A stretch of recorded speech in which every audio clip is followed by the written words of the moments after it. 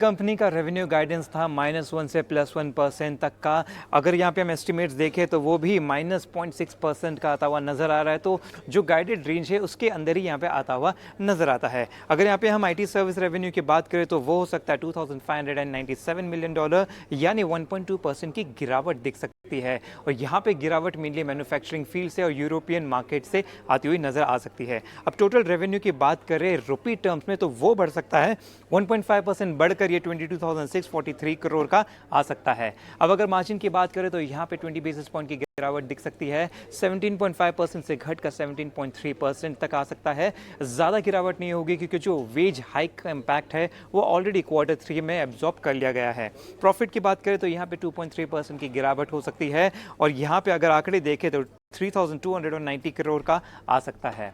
Numbers के अलावा और भी कुछ चीज़ें हैं जहाँ पे नज़र रखनी चाहिए। फर्स्ट, Q1 गाइडेंस पर मैनेजमेंट का व्यू। सेकेंड, BFSI और डिस्क्रिशनरी स्पेंड का आउटलुक। थर्ड, हेडकाउंट और एट्रिशन का ट्रेंड। और फोर्थ, कंसल्टिंग बिजनेस का आउटलुक।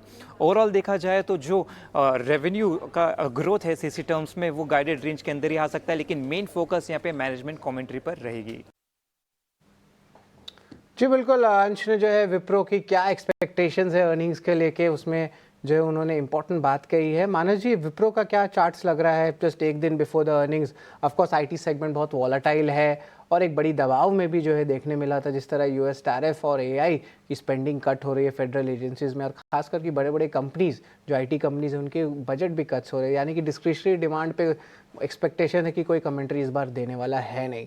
लेकिन विप्रो कैसा लग रहा है चार्ट चेकिंग का, अगर आप बताएं तो, just ahead of the earnings?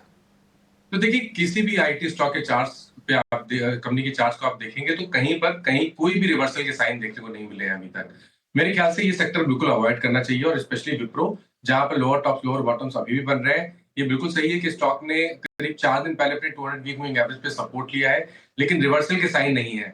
मेरे ख्याल से यहाँ पर खरीदारी केवल और केवल 260 के ऊपर ही करेंगे, उससे पहले यहाँ खरीदारी नहीं करनी चाहिए। अगर आपके पास लॉन्ग पोजीशन ऑलरेडी आपने बना ली है तो एक स्टिक स्टॉप लॉस 234 रुपए का लगाइए। 234 के लिए नीचे आपको निकलना पड़ेगा, क्योंकि गिरावट में उसके बाद 215 या 210 तक के टारगेट भी देखने को मिल सकते हैं। बिल्कुल, इंपॉर्टेंट लेवल्स विप्रो के ज़रूर नोट करिएगा, मानस सर ने कहा है। लेकिन अदानी ग्रुप की शेयरों में जोश लगी है। यहाँ पे Adani Enterprises, Adani Ports, Adani Green, Adani Total Gas, इन सारे स्टॉक्स में जो है एक अच्छी तेज़ी देखने मिल रही है, अच्छी वॉल्यूम बाइंग भी आ रही है।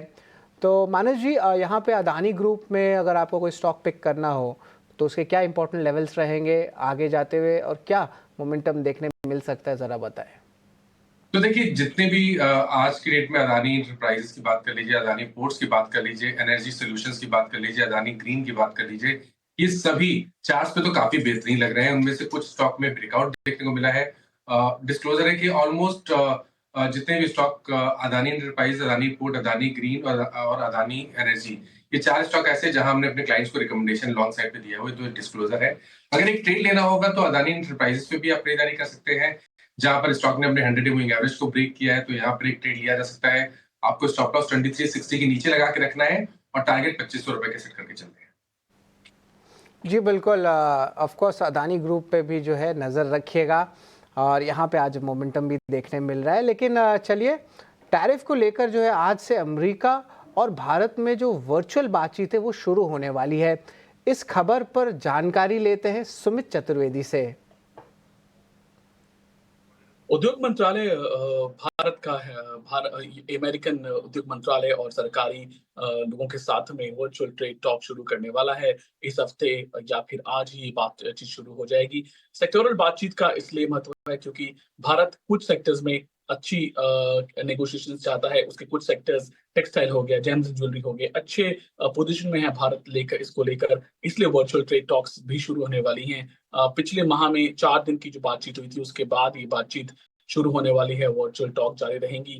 भारत एक डील साइन कर रहा है, बायलैटरल ट्रेड एग्रीमेंट अमेरिका के साथ में, जो सितंबर एंड तक फाइनलाइज होना है, पर 90 दिन में 90 ट्रेड डील ऐसा टारगेट रखा गया है। इसके चलते ये जो बातचीत है इंपॉर्टेंट हो जाती है। इसी के साथ सरकार देख रही है कि कोई चाइना से डंपिंग तो नहीं हो रही है भारत में, क्योंकि चाइना से डंपिंग होती है उसका खामियाजा भी भारतीय निर्यातकों को भुगतना पड़ेगा। साथ ही साथ पीयूष गोयल, कॉमर्स मिनिस्टर, इस महीने यूरोपियन यूनियन के कुछ देशों में जा सकते हैं और उनसे बातचीत ट्रेड पे जारी रख सकते हैं। जी बिल्कुल, सुमित जो है पूरी वर्चुअल इंटरेक्शन जो भारत और यूएस के साथ होने वाली है उस पर विशेष टिप्पणी उन्होंने दिया है। लेकिन इम्पॉर्टेंटली जो ओवरऑल आप कह सकते हैं टैरिफ वॉर्स चल रही है, वहाँ पे डेली न्यूज़ फ्लोज आ रही हैं, डेली डेवलपमेंट्स आ रही हैं। लार्जली भारत को लेके कुछ नेगेटिव अभी तक अनाउंस नहीं किया गया है।